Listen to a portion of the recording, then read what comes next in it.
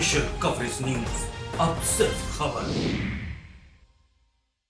आम आदमी पार्टी की दोहरी रहे योगेंद्र जी हमारे साथ मौजूद हैं। उनसे पूछते हैं कि अरविंद केजरीवाल ने परसों की मीटिंग के कुछ वीडियो जारी किए, जिससे कि साफ जाहिर होता है कि पार्टी में ऐसा कुछ नहीं हुआ है जहां विवादित स्थिति बनी हो। लेकिन बार बार आम आदमी पार्टी के जो वॉलंटियर वहां मौजूद रहे हैं वो बता रहे हैं कि कुछ न कुछ ऐसा हुआ है जो कि समाचार के माध्यम से जनता तक आ रहा है। तो योगेंद्र जी बताएंगे कि ऐसा क्या हुआ है? वीडियो के हिसाब से तो महसूस हो नहीं रहा है कि इसमें कुछ हुआ है, लेकिन ऐसा क्या छुपाया जा रहा है या क्या कहा जा रहा है? कहते हैं कैमरा झूठ नहीं बोलता है, लेकिन कैमरे के टेप को काट छांट के उससे झूठ बुलवाया जा सकता है। मैंने देखा वो टेप। उस कमरे में 2 कैमरे थे। हमने उससे एक दिन पहले मांग की थी कि स्वतंत्र रूप से वीडियोग्राफी हो। हमने मांग की थी कि हमें भी करने की इजाज़त दी जाए। हमें तो नहीं मिली, लेकिन पार्टी की तरफ से 2 कैमरा लगे हुए थे। जब हम पहुँचे, किसी व्यक्ति को पेन भी अंदर ले जाने नहीं दिया, कहीं वो गुपचुप से रिकॉर्डिंग ना करे। लेकिन आधिकारिक रूप से 2 कैमरे लगाए गए थे। एक जिसका चेहरा वक्ता की तरफ था, एक जिसका चेहरा श्रोता की तरफ था। जो जनता के बीच में रखा गया है वो केवल उनमें से एक कैमरे का, जो वक्ता की तरफ था, उस कैमरे के संपादित अंश दिखाए गए हैं। बाकी भी हकीकत थी। काश पूरी चीज़ देखने को मिले। आप पत्रकार लोग हैं, मांग कीजिएगा, मुझे तो मिलेगा नहीं। आप लोग मांग कीजिएगा कि पार्टी क्या दोनों कैमरों के बिना संपादित किए हुए पूरा फुटेज दिखाएगी? क्या पार्टी शुरू से आखिर तक की कहानी दिखाएगी? क्या ये दिखाया जाएगा? कुछ हिस्सा तो आपने देखा कि उस पूरी बिल्डिंग के बाहर क्या हो रहा था। जब मैं वहाँ पहुँचा, किस तरह की नारेबाजी हो रही थी, किन किन लोगों को अंदर आने दिया जा रहा था, किन किन लोगों को रोका जा रहा था। क्या ये दिखाया जाएगा कि मीटिंग से पहले गुपचुप लोगों को कमरे में ले जाके दस्तखत करवाए जा रहे थे? जो विशाल जी ने, उत्तर प्रदेश के साथी ने बताया है वो वाकया, वो दिखाया जाएगा? क्या दिखाया जाएगा कि मीटिंग के अंदर माहौल क्या था? किस तरह का आतंक और भय का माहौल क्रिएट किया जा रहा था? वो जो दूसरा कैमरा था, क्या उस कैमरे से दिखाया जाएगा कि उस कमरे के अंदर कौन कौन लोग मौजूद थे? कौन कौन पहलवान, मुस्टंडे, बाउंसर, आप कुछ भी कह लीजिए, वो मौजूद थे? और अगर वो पार्टी के लोग थे तो भाई ज़रा बता दीजिए किस किस विधानसभा क्षेत्र के कौन कौन कार्यकर्ता थे, पता लग जाएगा ना कौन लोग थे वो। आम आदमी पार्टी राजनीति बदलने के लिए एक नई पार्टी के रूप में आई। पार्टी ने नहीं, पार्टी के नेतृत्व ने। अभी भी मुझे पूरी पार्टी को इसमें लपेटते हुए बड़ा संकोच होता है। पार्टी के नेतृत्व ने, पार्टी के असुरक्षित नेतृत्व ने कहीं ना कहीं घबरा गए थे। मेरे साथी घबरा गए थे कि मीटिंग में अगर सीक्रेट वोट हो गया तो न जाने क्या हो जाएगा। आप ही सोचिए ना, अगर डर ना होता, अगर भरोसा होता कि 250 लोग मेरे साथ हैं, सिर्फ 50 लोग इनके साथ हैं, तो क्या करते? आराम से गाजे बाजे के साथ सब टीवी वालों को बुला के उनके सामने मतदान करवाते, गुप्त मतदान करवाते, एक जज को बैठा के गिनती करवा देते और हमारे मुंह के सामने दिखाते कि सिर्फ 50 लोग हैं, हल्ला कर रहे हो। अगर नहीं कर रहे थे तो भाई कहीं तो डर होगा। क्या ज़रूरत पड़ी लोकपाल को रोकने की? क्या ज़रूरत पड़ी पेन को भी अंदर जाने से रोकने की? क्या ज़रूरत पड़ी कमरे के अंदर मुस्टंडों को बुलाने की? अरविंद भाई की जो स्पीच दिखाई जा रही है, वो क्या स्पीच पूरा सच है? काश उस स्पीच को ही पूरा दिखा दिया जाता। मुझे याद है अरविंद भाई ने स्पीच की शुरुआत ये कह के की थी कि लोग कह रहे थे कि इस पूरी स्पीच को टीवी पे दिखा दो, टीवी कैमरे यहाँ पे आ जाएं, लेकिन मैंने कहा ना, घर की बात 4 दीवारी के अंदर रहनी चाहिए। उस सेंटेंस को क्यों निकाल दिया गया? क्योंकि उससे कहीं साबित हो जाता कि आप कह कुछ रहे थे, बाद में करने का कुछ और आपका इरादा था, आप दुनिया को वीडियो दिखाना चाह रहे थे। काश उसमें ये दिखाया जाता कि अरविंद भाई की मीटिंग स्पीच के अंदर व्यावधान कैसे हुए। दूसरा कैमरा ये भी दिखा देता कि व्यावधान करने वाले लोग कौन थे।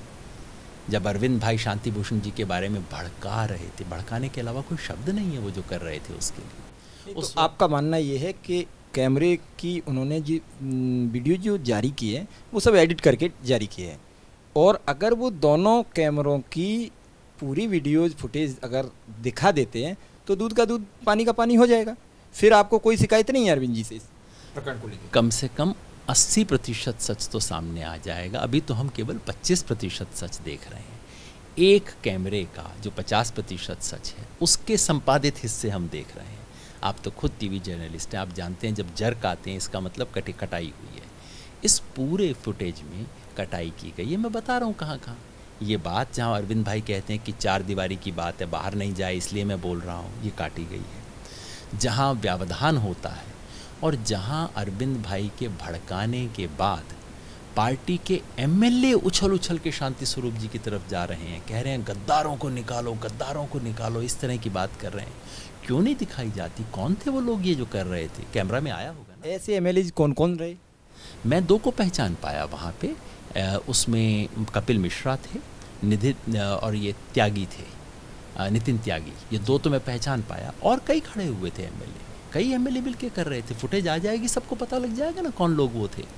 एक और चीज़ छुपाई गई वहाँ पे, जब अरविंद भाई सारे मुझ पे और प्रशांत जी पे आरोप लगा रहे थे तो एक साथी रमजान चौधरी, एक और वहाँ राष्ट्रीय परिषद के सदस्य, वो उठ के आए। उन्होंने कहा दोनों पक्षों की बात सुननी चाहिए। उनको खींच के बाहर ले जाया गया। ये तो फुटेज में होगा ना, उन्हें खींच के बाहर ले जाया गया है। नहीं, कहा जा रहा है कि ये मनगढ़ंत बातें, किसी के साथ कुछ हुआ नहीं। अरे भाई दिखा दीजिए ना वो पूरी फुटेज। और चौथी चीज़ जो नहीं दिखाई जा रही, जैसे ही अरविंद भाई गए, क्या कहा उन्होंने? मेरे को अचानक एक मीटिंग आ गई, अर्जेंट मीटिंग आ गई, पता तो लग जाए कौन सी ऐसी अर्जेंट मीटिंग थी। क्यों जाना चाह रहे थे? उन्हें पता था कि उनके जाने के बाद क्या होगा। उसके विटनेस नहीं बनना चाहते थे, उसका दोष उन पे ना आए, ये प्रयास था। क्या कारण था? और उनके जाते ही हुआ क्या?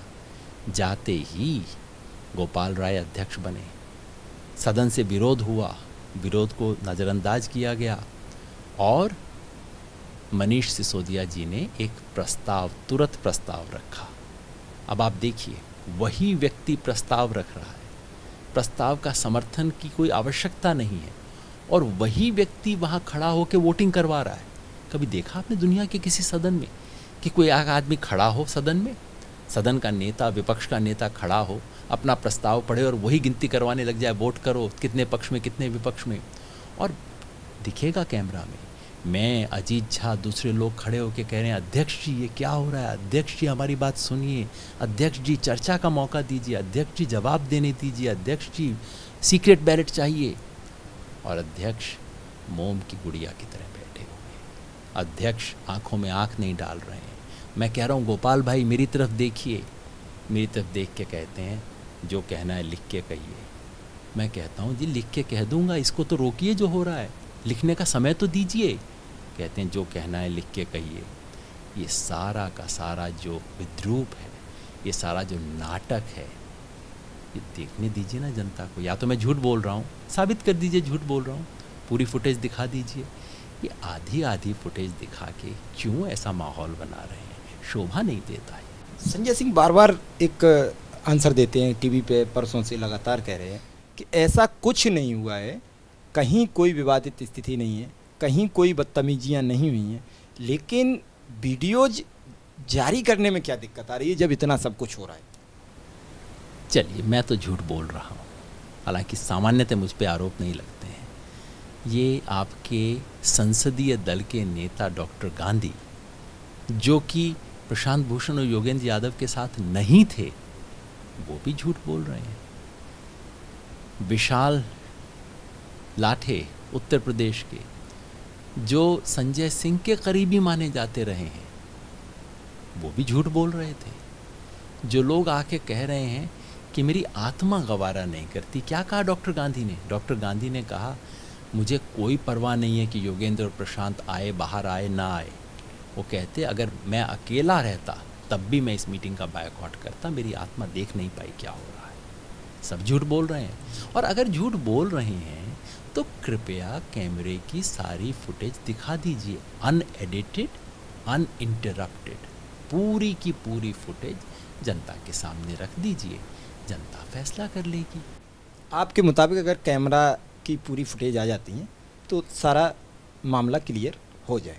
मैं ये नहीं कह रहा हूँ, क्योंकि मेरे को नहीं पता कि उस वक्त दूसरे कैमरा का एंगल क्या था। जब रमज़ान चौधरी को घसीटा जा रहा था उस वक्त अगर कैमरा दूसरे कोने की तरफ देख रहा होगा तो मुझे विश्वास नहीं किया आएगा, पर कम से कम आवाज़ आएगी, कुछ तो पता लगेगा कि वहाँ हो क्या रहा था। और जब ये सब कांड हो रहा था, उछल उछल के नारे लग रहे थे, उस वक्त तो मेरे ख्याल में सारी स्थिति आएगी। तो मैं नहीं बता सकता आपको किस वक्त कौन सा कैमरा कहाँ फोकस कर रहा था और कब कौन सा कैमरा बंद हो गया था, लेकिन जो भी है पार्टी सार्वजनिक तो करे। अच्छा, दूसरा प्रमुख एक सवाल और आ जाता है कि बार बार ये आप पे एलिगेशन लगाया जाता है कि आपने पार्टी को चुनाव में हरवाने का पूरी तरह से काम किया। पिछले 6 महीने में वो न जाने कितनी बार बता चुके हैं। 3 प्रमाण मेरे विरुद्ध। पहला प्रमाण क्या कि, और ये दिल्ली चुनाव हराने के प्रमाण है, समा ध्यान दीजिएगा, कि आज से 1 वर्ष पूर्व मेरे एक सहयोगी ने फ़ोन पर किसी चौथे व्यक्ति से बात की जिसकी रिकॉर्डिंग नहीं है, लेकिन उस चौथे व्यक्ति ने कहा कि योगेंद्र जी के सहयोगी ने कहा कि उसकी ये मान्यता है कि योगेंद्र जी को अरविंद के बाद नेता बनना चाहिए। ये मेरे विरुद्ध प्रमाण हो गया। उस व्यक्ति ने चिट्ठी लिख के, मेरे एक सहयोगी ने एक तीसरे व्यक्ति को कहा और वो तीसरा व्यक्ति ने कहा कि ऐसा हुआ। ये मेरे विरुद्ध प्रमाण बन गया। अब आप संभल के रहिएगा। आपका कोई सहयोगी यदि जाके कह दे कि आपने हत्या, मैंने सुना, आपका सहयोगी किसी तीसरे व्यक्ति को कह दे कि हत्या की है, तो आप हत्या के दोषी हो जाएंगे। अच्छा, मज़े की बात यह है कि वो मेरा सहयोगी पूरी चिट्ठी लिख के पार्टी को बता चुका है कि वो क्या क्या बात हुई, लेकिन उससे कोई फ़र्क नहीं पड़ता। दूसरा प्रमाण क्या है कि हिंदू अखबार की एक रिपोर्टर ने 29 अगस्त के दिन एक लेख लिखा। अखबार को लेके एक पेपर के नाम पे भी आप पे बार बार ब्लेम लगाया जा रहा है। हम कह रहे हैं कि दिल्ली में पार्टी को हरवाया, और उसका प्रमाण क्या है कि 19 अगस्त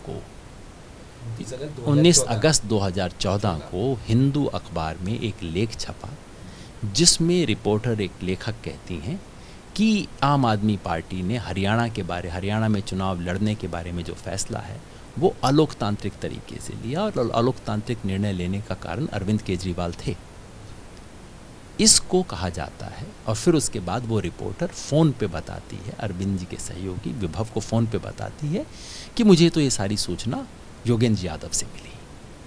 मान लीजिए सारी बात सच है। आरोप क्या है कि मैंने अरविंद केजरीवाल के खिलाफ एक न्यूज़ लगवाई। पार्टी के खिलाफ कैसे हुआ? अरविंद भाई भूल गए हैं कि उनमें और पार्टी में अंतर है। इसे पार्टी विरोधी ना, अगर वो नेता विरोधी कहें तो आरोप तो कम से कम बनता है। नेता और पार्टी का अंतर अरविंद भाई आजकल पूरी तरह भूल गए हैं। दूसरी बात ये कि वो जो आरोप था उसके बारे में उसी मीटिंग में 3 और पत्रकार बैठे थे, और वो पत्रकार अपने मुंह जुबानी बता चुके हैं कि वहाँ क्या हुआ था। वो कह चुके हैं कि ऐसी कोई बात वहाँ चर्चा ही नहीं हुई थी। वो कह रहे हैं कि ये पत्रकार की झूठ बोलने की आदत रही है, एक बार फिर ये झूठ बोल रही है, इसकी बातों पे क्यों भरोसा करते हैं। और ये जुबानी नहीं कह रहे, वो बाकायदा एक पत्रिका में लेख लिख के बता चुके हैं कि वहाँ क्या हुआ था। कोई फ़र्क नहीं पड़ता। उस एक पत्रकार ने बोला, उस पत्रकार का बोलना प्रमाण है, मेरा कहना प्रमाण नहीं है। 2 और पत्रकारों का उसके झूठ को उजागर करना प्रमाण नहीं है, उसका कहना प्रमाण है। मान लीजिए प्रमाण है। मैंने सितंबर के महीने में जब ये बात आई, मैंने पार्टी के लोकपाल को चिट्ठी लिख के कहा, कृपया मेरे विरुद्ध जांच कीजिए, इस दाग को ख़त्म कीजिए या मुझे लटका दीजिए। लोकपाल ने कहा, बेटा चुनाव हो रहा है, दिल्ली का चुनाव लड़ो, बेकार की चीज़ों में क्यों फंस रहे हो। फिर 4 तारीख को जब प्रशांत जी और मुझे पीएसी से निकाला गया तो हम दोनों ने फिर लिख के मांग की लोकपाल से, कृपया हम पे ये आरोप लग रहे हैं, कृपया इनकी जांच कीजिए।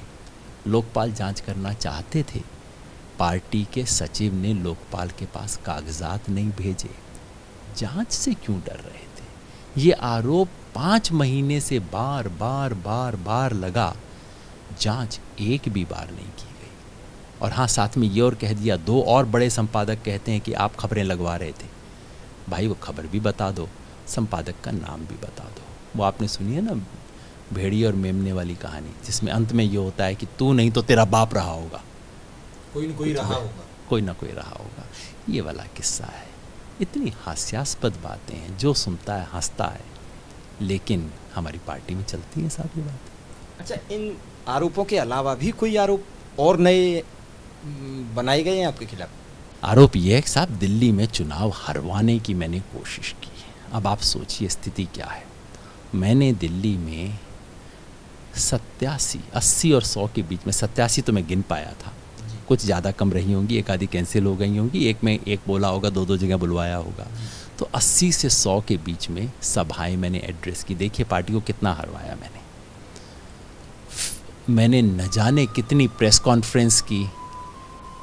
और मैंने, ऐसा तो नहीं है कपिल और नितिन त्यागी की विधानसभा में आप गए ना हो तो उसकी वजह से उन्हें कुछ आपसे पर्सनल गुरेज हो? क्या इनके क्षेत्रों में विधानसभा में आपने सभाएं नहीं की थी? नितिन भाई ने तो कभी बुलाया नहीं, कपिल भाई ने बार बार आग्रह करके बुलाया, योगेंद्र जी आप आएंगे तभी काम बनेगा। और मैं एक नहीं 4 बार उनकी विधानसभा में गया। मेरी बड़ी इच्छा होती है कि कभी कपिल मिश्रा मिलें, मैं आँख में आँख डाल के पूछूं, मैं कहूँ भाई मेरी आँख में आँख डाल के बोल, एक बार मेरी आँख में आँख डाल के बोल तो दे कि मैंने हरवाया, बोल तो दे कि मैंने आपकी कॉन्स्टिट्यूएंसी के अंदर हरवाने की कोशिश की। इतनी हास्यास्पद चीज़ें हैं ये। और मैं जिसने सबसे पहले कहा कि ये पार्टी 50 से ज़्यादा सीट लेके जीतेगी, जब कोई टीवी चैनल नहीं कह रही थी, मैंने अपनी पूरी प्रतिष्ठा को दाव पे, चुनावी सर्वेक्षण में करता रहा हूँ, पूरी प्रतिष्ठा को दाव पे लगा के कहा कि ये पार्टी 50 से ज़्यादा सीट जीतेगी। उसने चुनाव हरवाया, और अगर चुनाव हरा रहा था तो ये मेरे आवाज़ का रिकॉर्डिंग बना के आप लाखों लाखों वोटरों को क्यों सुना रहे थे? हर वॉलंटियर को मेरा संदेशा क्यों सुना रहे थे? ये क्या हराने की चीज़ होती है? दिल्ली शहर है, सैकड़ों पत्रकार हैं, आप जैसे बड़े पत्रकार, वरिष्ठ पत्रकार, नामी पत्रकार। क्या हो सकता है कि योगेंद्र यादव अपनी पार्टी को हरवा रहे हों और दिल्ली के किसी पत्रकार को इसका पता ना लगे? आप सोचिए किस किस तरह की बात है। जब मैं देखता हूँ अरविंद भाई को ऐसे बातें करते हुए, मैं हैरान रह जाता हूँ, क्योंकि उन जैसा व्यक्ति इस तरह की बातों पे विश्वास करने लग जाता है। मैंने उनकी स्पीच सुनी। अगर आपको वो स्पीच कोई सुनाए और ये ना बताए कि चुनाव का परिणाम क्या हुआ था, क्या आपको लगेगा कि चुनाव जीतने वाला नेता बोल रहा है या चुनाव हारने वाला नेता बोल रहा है? चुनाव हारने के बाद मातम मनाते मैंने देखा है, जीतने के बाद मातम और ये करते हुए तो पहली बार मैं देख रहा हूँ किसी पार्टी को। वाकई मैं समझ नहीं पाता हूँ ये हो क्या रहा है। एक और अहम सवाल बन जाता है कि इतनी बड़ी मेजॉरिटी जनता ने आम आदमी पार्टी को दी, जहां 70 सीटों में से 67 सीटें जीतकर विधानसभा में प्रवेश किया। आज उस पार्टी को सरकार बनाए हुए 24 फरवरी को शपथ ग्रहण हुआ है। आज 24 मार्च गुजरी है, 1 महीना, मेरे अनुमान से आज 1 महीना 1 सप्ताह सरकार बनी हो गई। सरकार ने 7 दिन भी चैन से नहीं काटे हैं, तब तक पार्टी विरोधी गतिविधियां चालू हो गई।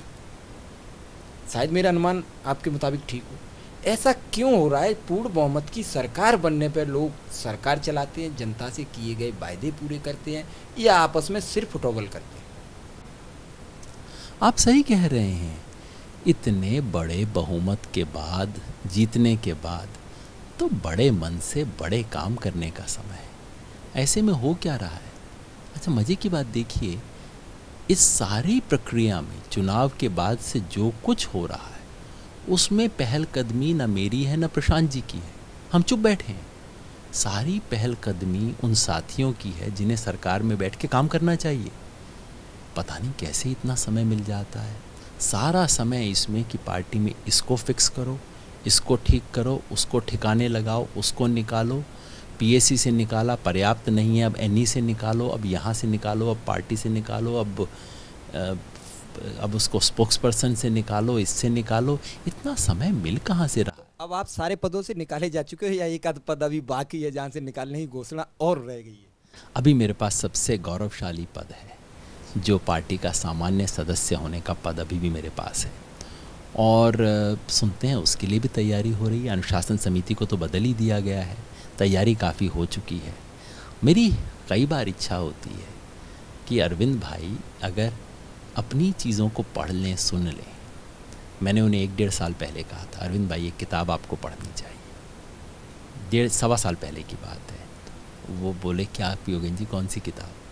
मैंने कहा किताब का नाम है स्वराज और वो अरविंद केजरीवाल ने लिखी है, आपको पढ़नी चाहिए वो किताब। तो उस किताब पे तो मुकदमा एक चल रहा है, उस पर तो आप नहीं ये बात कह सकते हैं कि अरविंद केजरीवाल जी की है, तो वो कोर्ट में जवाब दाखिल करना होगा। वो किताब ही जब चोरी की है तो सबको जानकारी मिल चुकी है, तो उस किताब को वो पढ़ के क्या करेंगे? मैं ये आरोप नहीं लगा रहा भाई, दूसरों का होगा, पर मैंने उन्हें कहा था कि अरविंद भाई ये किताब आपको पढ़नी चाहिए। इसी तरह से एक दूसरी चीज़ कहने का मन करता है। पिछले महीने भर की घटनाएं देख के मेरा मन करता है कि अरविंद भाई आपको एक स्पीच सुननी चाहिए। वो स्पीच अरविंद केजरीवाल ने दी थी जिस दिन चुनाव जीता था उस दिन, और उस दिन अरविंद केजरीवाल ने कहा था चुनाव जीत गए हैं, अहंकार से बचना होगा। ये तो उन्होंने शपथ ग्रहण के तुरंत 1 मिनट बाद ये कहा था कि कार्यकर्ता सरकार पूर्ण बहुमत की बनी है लेकिन अहंकार में न डूबें, ना हम अभी कोई चुनाव की तैयारी करेंगे, हम बड़ा शांति से रहेंगे। किसी भी कार्यकर्ता के खिलाफ अगर कोई बात आती है तो उस कार्यकर्ता की हमें बताएं और हम उसके खिलाफ कार्रवाई करेंगे। उन्होंने शपथ ग्रहण के बाद भी कहा था, लेकिन उससे पहले भी जिस दिन परिणाम आया उसके घंटे भर के अंदर उन्होंने कहा था। अच्छी स्पीच दी थी। तो मेरी कई बार इच्छा होती है कि वो अपनी ही किताब को पढ़ लें और अपनी स्पीच को एक बार सुन लें। ये जो अहंकार है ये बहुत खतरनाक चीज़ है, बड़े बड़े लोगों को लेके डूब गई। और मुझे लगता है कि अरविंद भाई अब भी उस पर ध्यान कर लें। 30-40 दिन हो गए, मेरे और प्रशांत की कोई बात नहीं, वो तो गए और वो खाद बन जाए, कोई दिक्कत नहीं है, बशर्ते कि उसमें से अच्छा फूल निकले। और उसके लिए शायद इन चीज़ों को याद रखना होगा। हमारी संस्कृति बताती है निंदक नियरे राखिए। जो आपके आलोचक होते हैं उन्हें अपना नज़दीक रखना चाहिए। जो आपकी हाँ में हाँ मिलाते हैं वो आपके सच्चे दोस्त नहीं हैं। सच्चा दोस्त वो है जो टोकता है, जो रोकता है, ज़रूरत होने पे बाँह पकड़ता है। वो जो आपकी आलोचना करने का साहस रखता है वो आपका सच्चा मित्र होता है। ये समझने की ज़रूरत है। जिस पर्पज से पार्टी बनाई थी वो रास्ता पार्टी छोड़ के दूसरे रास्ते पे जा चुकी है, तो कहीं ना कहीं आपको लग रहा है कि ऐसा कुछ हो रहा है? अलग अलग व्यक्ति अलग अलग तरह की बात कहता है। जब कोई व्यक्ति ये सब बातें कहता है और अगले दिन जाके भारतीय जनता पार्टी का दामन पकड़ लेता है तो मुझे भी कोई ख़ास भरोसा नहीं होता। लेकिन एक नहीं, ऐसे कई साथियों ने किया है, बात कही है, और इसमें कुछ चीज़ों में दम है। देखिए, यह आंदोलन शुरू हुआ था पूरे देश के लिए एक राजनीति का मॉडल बनाने के लिए।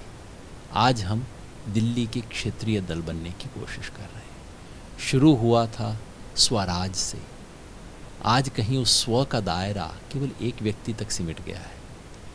शुरू हुए थे हम देश को लोकपाल देने के लिए, आज हम अपने ही लोकपाल को खदेड़ रहे हैं।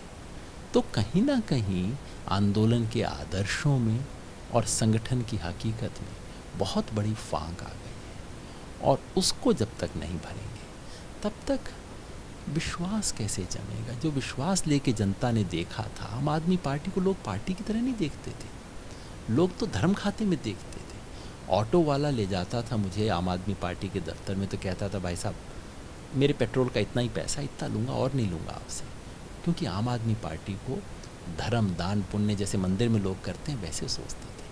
आज वो हमारी हैसियत नहीं बची, और जिस दिन वो नहीं बचेगा कैसे हम कांग्रेस बीजेपी का मुकाबला करेंगे? ना तो उनके मुस्टंडों से हम जितने भी 2-4 बाउंसर ले आए उनके मुस्टंडों का मुकाबला नहीं कर सकते, हम उनका पैसे में मुकाबला नहीं कर सकते, हम तिकड़म में मुकाबला नहीं कर सकते।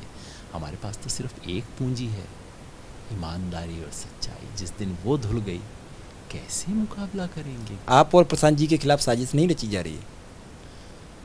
पता नहीं, ये कहना कि हम ईमानदारी सच्चाई के प्रतीक हैं दूसरे नहीं हैं, ये तो अपने आप को बहुत बड़ा मानना होगा। हमने प्रयास किया, दूसरे लोगों ने भी प्रयास किया, और ये मैं कैसे कहूँ कि हर कोई दूसरा व्यक्ति ईमानदार नहीं है। लेकिन ये मुझे ज़रूर लग रहा है कि आज जो कुल मिला के माहौल बन रहा है, मीडिया में माहौल बन रहा है, ये जो आम आदमी पार्टी के खिलाफ एक तरह से पूरा मौसम चल रहा है, स्टिंग की बहार चल रही है, सब चीज़ें चल रही हैं। बार बार ये रोज़ कल से लेके आज तक 3-4 स्टिंग शायद आपने भी देखे होंगे, मैं भी देख रहा हूँ, टीवी पे आ रहे हैं लगातार। कहीं राजेश गर्ग का आ रहा है, कहीं किसी का आ रहा है, कहीं कोई स्टिंग आ रहा है। आखिर ये स्टिंग की बात इतनी क्यों हो गई?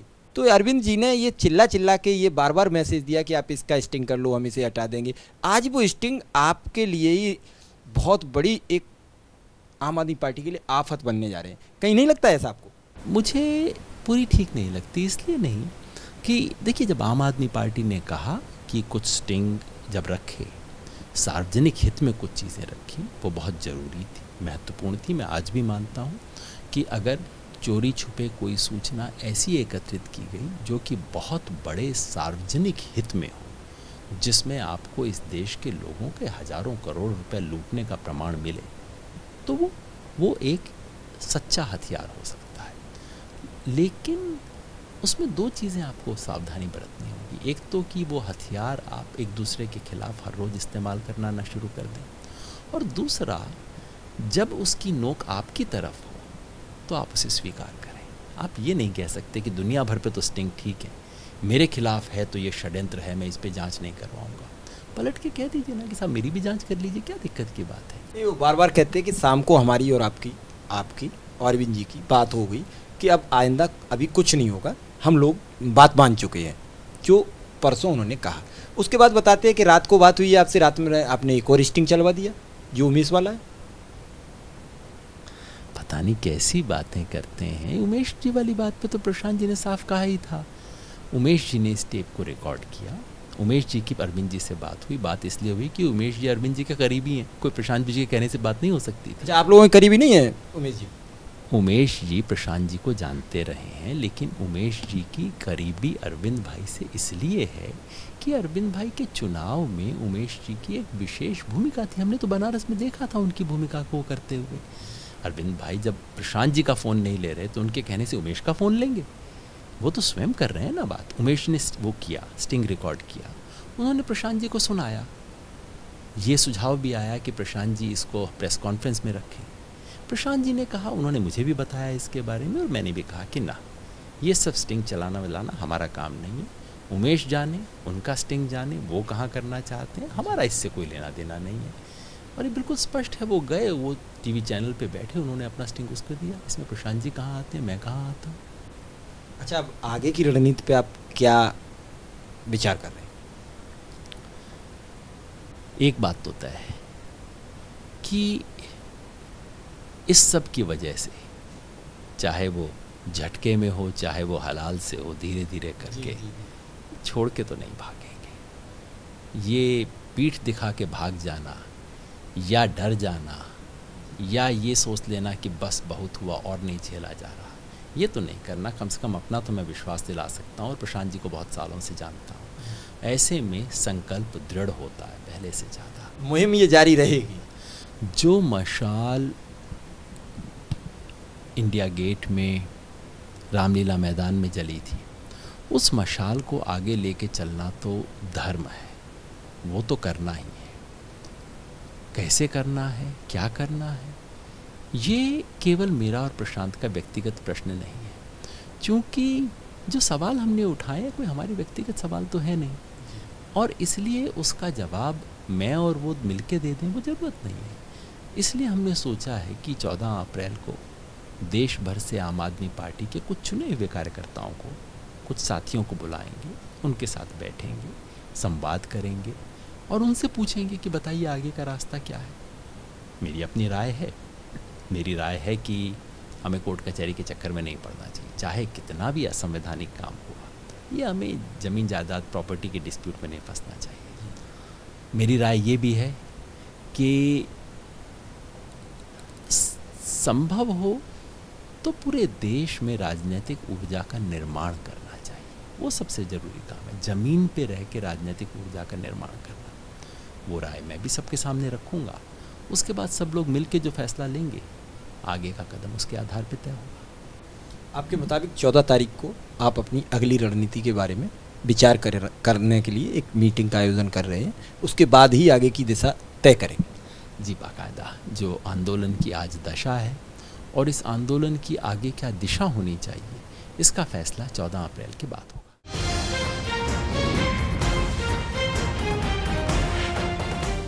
स्पेशल कवरेज न्यूज, अब सिर्फ खबर।